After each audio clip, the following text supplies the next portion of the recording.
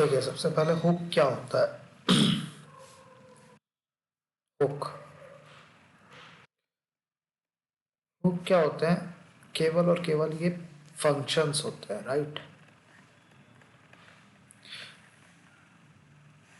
Functions होते हैं जो किसी रेंडर साइकिल जो होती है, रेंडर साइकिल रेंडर साइकिल के किसी स्पेसिफिक पॉइंट पर रन कर सकते हैं और स्टेट वेरिएबल को एक्सेस कर सकते हैं during the render phase, right? जैसे कि और स्टार्ट होते हैं with the word use. For example use state है, तो यूज स्टेट क्या है? कुछ नहीं है, ये केवल और केवल एक फंक्शन है। फंक्शन, और पता ही है फंक्शन कैसे लिख सकते हैं? दो तरीके हैं फंक्शन लिखने के, फंक्शन डिक्लेरेशन और फंक्शन एक्सप्रेशन। बट रिएक्ट ने क्या करा है, कुछ फंक्शन हमारे लिए खुद से लिख कर दे दिए हैं, कुछ फंक्शन हमारे लिए खुद से लिख कर दे दिए हैं, जैसे कि use state, use effect, use ref, use reducer, ये सब। ठीक है, और इन हुक्स को यूज करके हम क्या कर सकते हैं? स्टेट्स को रेंडर के दौरान एक्सेस कर सकते हैं। ठीक है, अब सपोज करो हम कुछ फंक्शनैलिटीज बनाना चाहते हैं, और वो फंक्शन, सपोज करो कुछ कंपोनेंट्स बना रहे हैं हम। कंपोनेंट्स में बेसिकली क्या क्या होता है? अगर हम देखें, कोई भी कंपोनेंट अगर हम बनाते हैं तो उसमें तीन चीजें होती हैं। पहला अपीयरेंस, कि वो दिखेगा कैसा, जो कि किससे आता है? JSX से। दूसरा डेटा, ये किससे आता है? या तो स्टेट वेरिएबल हो सकता है, या प्रोग्राम में ही हमने कुछ लिखा है, या यूजर से कुछ इनपुट लिया है। तीसरा आता है लॉजिक। ठीक है, अब क्या होता है, अगर हमें अपीयरेंस को हमें रीयूज करना होता है, अगर हमें अपीयरेंस को रीयूजेबल बनाना है, सपोज करो कि एक लिस्ट है, उस लिस्ट को हमें बार बार डिस्प्ले कराना है, तो हम क्या करेंगे? कंपोनेंट बना लेंगे लिस्ट नाम से, और बस उस कंपोनेंट को इस तरीके से डिस्प्ले करा देंगे, लिस्ट लिस्ट लिस्ट। ये क्या है?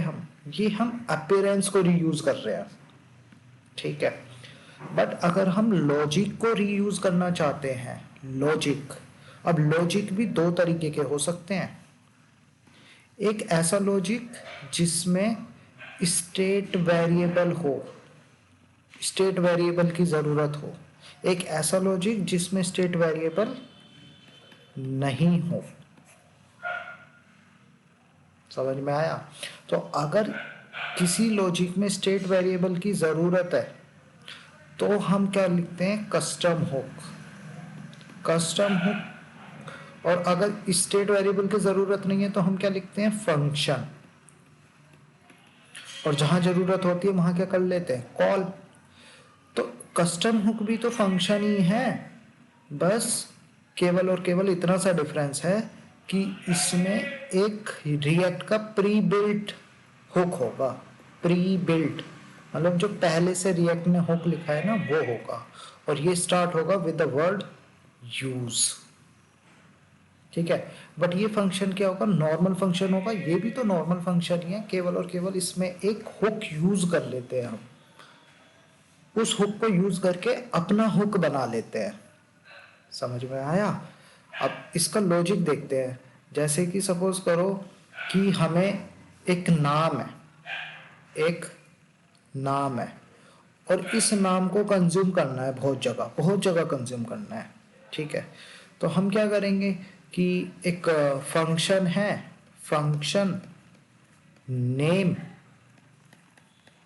एंड रिटर्न मोहन, सपोज करो। तो जहां भी हमें मोहन वर्ड चाहिए होगा हम क्या कर लेंगे? नेम को कॉल कर लेंगे। जैसे कि मुझे यहाँ पर चाहिए तो यहाँ कॉल कर लिया, मुझे यहाँ चाहिए मोहन का नाम तो यहाँ पे कॉल कर लूंगा। मुझे यहाँ चाहिए तो यहाँ कॉल कर लूंगा। इससे क्या हो जाएगा, रीयूजेबल हो गया। अब अगर मुझे यहाँ पर 3 जगह नाम बदलना पड़ा तो 3 जगह नहीं बदलूंगा मैं, केवल और केवल यहाँ बदल दूंगा। मोहन बदल के सपोज करो रोहन कर दिया, तो ये तीनों जगह बदल जाएगा। समझ में आया? बट इसके लिए किसी हुक की जरूरत नहीं है। तो ये हो गया non state reusable logic. Non state reusable, reuse कर पा रहे हैं, रीयूजेबल लॉजिक। समझ में आया? कॉल ऐसे ही तो करते हैं कॉल। देखो यूज स्टेट को भी तो ऐसे ही कॉल कर रहे हैं। यूज स्टेट एक फंक्शन है, तभी तो ये आ रहा है, तभी तो ये आ रहा है, क्योंकि इस फंक्शन को कॉल कर रहे हैं।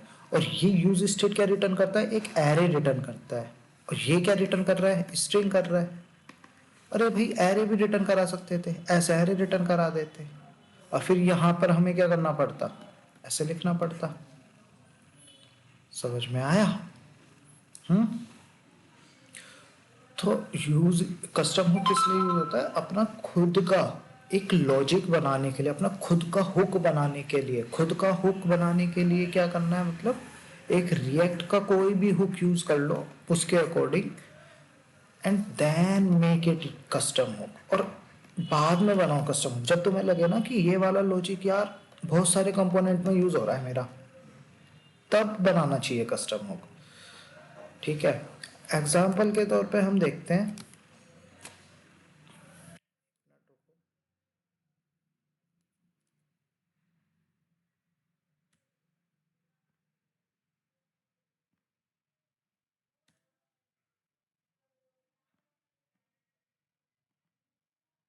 एग्जाम्पल के लिए देखते हैं। जैसे कि सपोज करो 2 लिस्ट है, एक कंपनीज की लिस्ट है,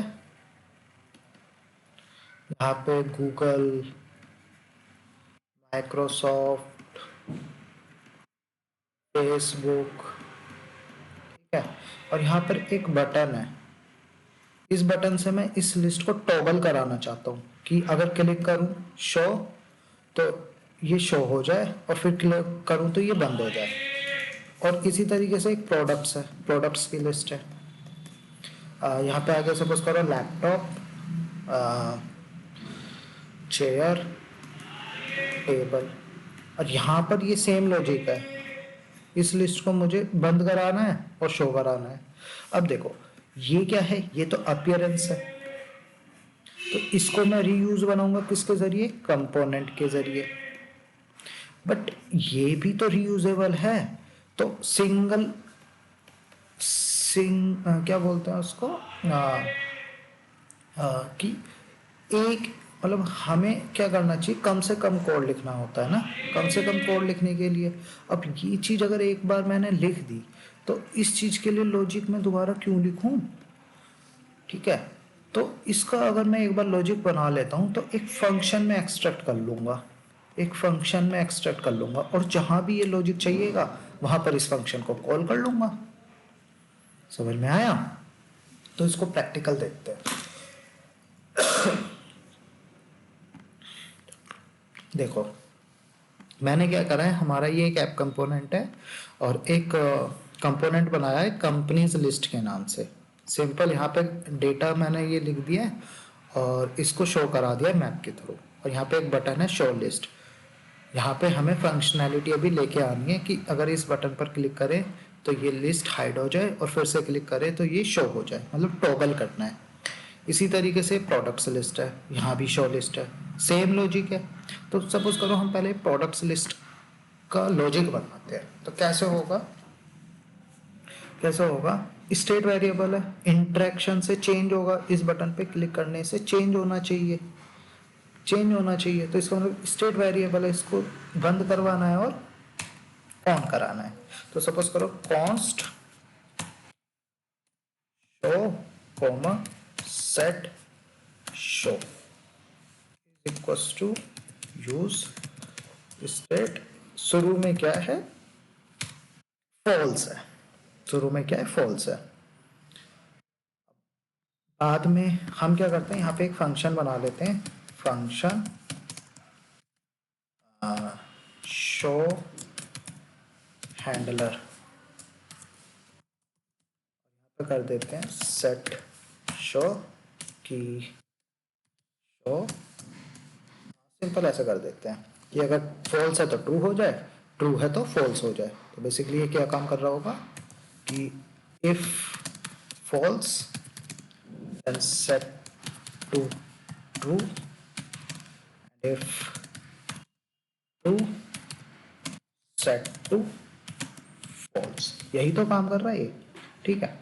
अब हम क्या करते हैं, यहाँ पे कॉल कर लेते हैं इसको on click is equals to show handler. अब हम क्या है, इस लिस्ट को, ये लिस्ट तब शो करे जब शो वेरिएबल क्या हो, ट्रू हो। तो यहाँ पे ये लॉजिक बना देते हैं। ऐसा आएगा कि अगर शो ट्रू है, अगर शो ट्रू है शॉर्ट सर्किटिंग, तभी ये शो होनी चाहिए, अदरवाइज ये शो नहीं होनी चाहिए। Use state is not defined, इसको इंपोर्ट कर लेते हैं।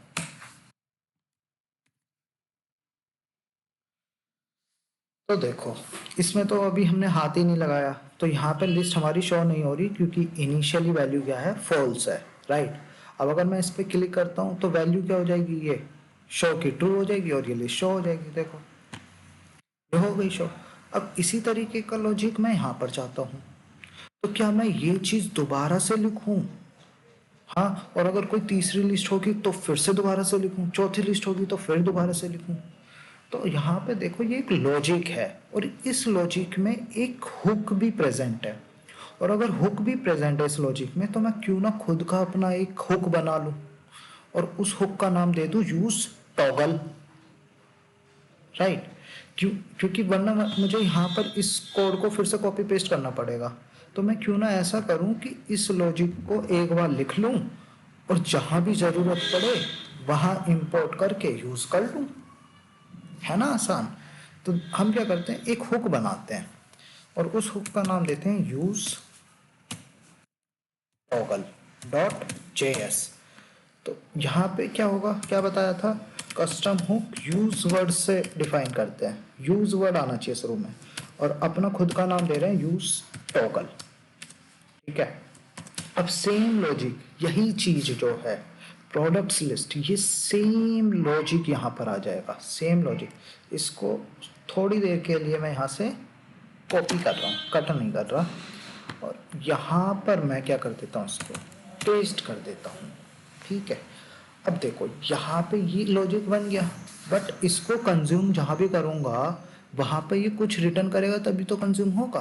तो यहाँ पे मैं रिटर्न करा रहा हूँ एक एरे, और इस एरे का पहला वर्ड क्या होगा, शो। पहला वर्ड क्या होगा, शो, और दूसरा वर्ड क्या होगा, शो हैंडलर। अब मुझे ये फंक्शन नहीं लिखना पड़ेगा, मुझे ये यूज स्टेट नहीं लिखना पड़ेगा, केवल और केवल मुझे क्या करना पड़ेगा, इसको इंपोर्ट करना पड़ेगा यूज टॉगल को, ठीक है। मैं एक काम करता हूँ, इसको ना फंक्शन डिक्लेरेशन लिखा है, इसको फंक्शन एक्सप्रेशन बना लेता हूँ। कॉन्स्ट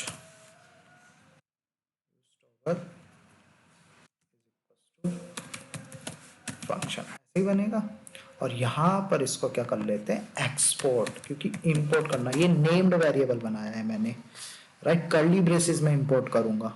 तो अब देखो ये बन गया।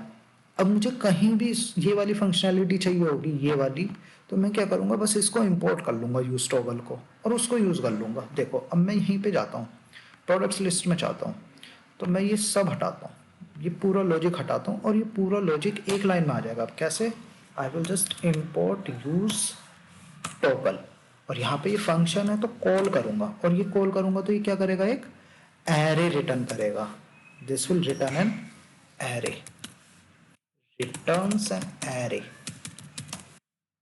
ठीक है। और वो एरे कुछ कैसा होगा, ऐसा होगा, show comma show handler, right.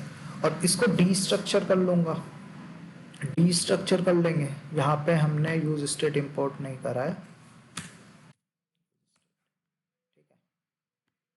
तो ये एक एरे रिटर्न करेगा। डी स्ट्रक्चर कैसे करते थे, याद है ना, कि जो भी एक पहला वेरिएबल आ रहा है तो उसको इस तरीके से डी स्ट्रक्चर कर लेते थे। सपोज करो कि अगर कुछ ऐसा है, const array is equals to 1, 2, comma 3, ये होगा।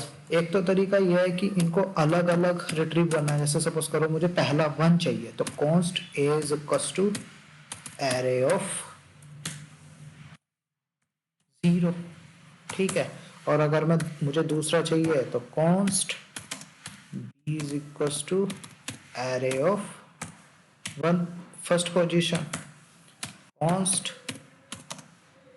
सी is equals to array of 3 position.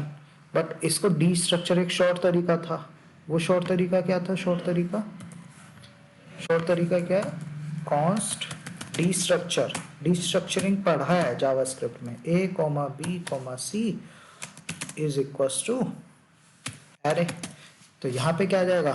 Array of 0 ए में आ जाएगा, एरे ऑफ 1 बी में आ जाएगा, एरे ऑफ 2 सी में आ जाएगा।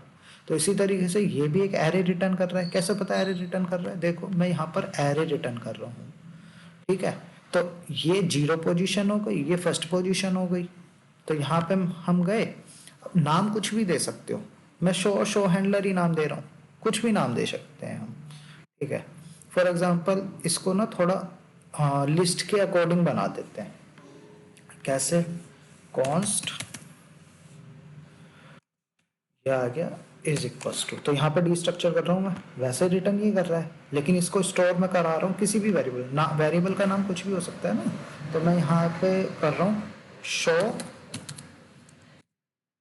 प्रोडक्ट्स कॉमा सेट शो, जैसे यूज स्टेट में कुछ भी वेरिएबल दे पाते हैं, राइट।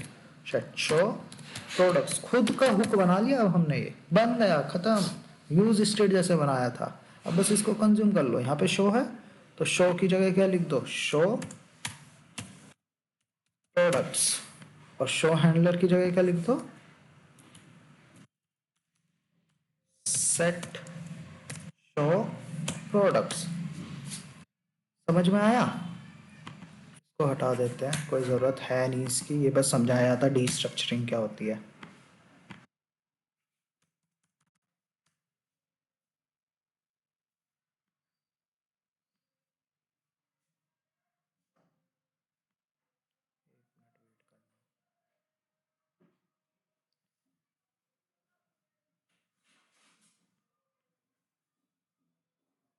तो प्रोडक्ट्स, यहाँ पे प्रोडक्ट्स,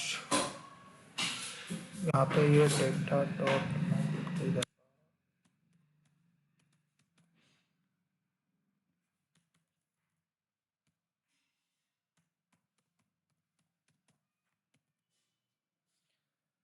यहाँ पर हमारा ये लॉजिक बन गया है, राइट। देखो रहेगा, बस एक लाइन से कोड बन गया।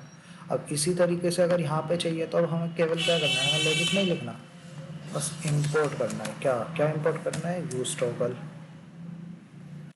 call it, this will return an array, will destructure it. How will destructure? Cost show company set show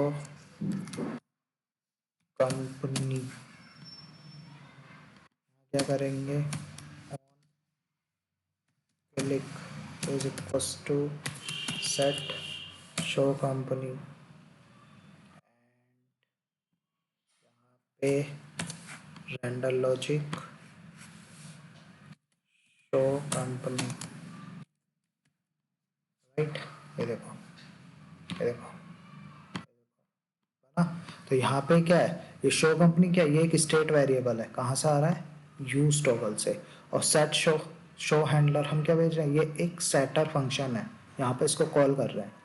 ये सब रिटर्न हो रहा है, ये बिहाइंड द सीन काम कर रहा है। क्या बिहाइंड द सीन काम कर रहा है? Use toggle. हमारा यूज टॉगल कैसे काम कर रहा है? इसको हमने एब्स्ट्रैक्ट कर दिया, इसको ही बोलते हैं एब्स्ट्रैक्शन। कि जैसे मोटरसाइकिल चल तो रही है, लेकिन मोटरसाइकिल में पेट्रोल कैसे आ रहा है, पेट्रोल कहाँ जा रहा है, वो सब नहीं पता है ना हमें, बस हमें तो चलाने से मतलब है। तो इसी तरीके से ये टॉगल कैसे काम कर रहा है, कैसे नहीं कर रहा है, हमें नहीं पता। ये इसको हमने एब्स्ट्रैक्ट कर दिया है। कैसे कर दिया एब्स्ट्रैक्ट? यूज टॉगल में। अब कहीं भी अगर मुझे इस फंक्शनैलिटी को चाहिए होगा तो मैं इंपोर्ट करूँगा और यूज़ कर लूँगा। समझ में आया कस्टम हुक क्या है? तो when we want to reuse the logic and that logic contains one hook, at least one hook, कितने भी हुक हो सकते हैं, कम से कम एक हुक है तो फिर उसको हम अपना खुद का हुक बना सकते हैं। ठीक है।